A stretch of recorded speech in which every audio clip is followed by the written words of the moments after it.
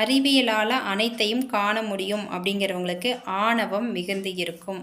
அறிவால் அனைத்தையும் காண முடியும் அப்படிங்கிறவங்களுக்கு மாயை மிகுந்து இருக்கும். அறியாமையில் இருப்பவர்களுக்கு கர்மம் நிறைந்து இருக்கும்.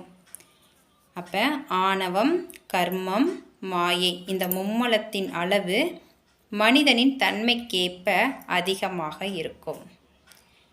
அப்போ இந்த மெய்ஞானத்தில் இருப்பவர்களுக்கு இந்த மும்மலமும் அகன்று சிவன் நிலை மிகுந்து இருக்கும்.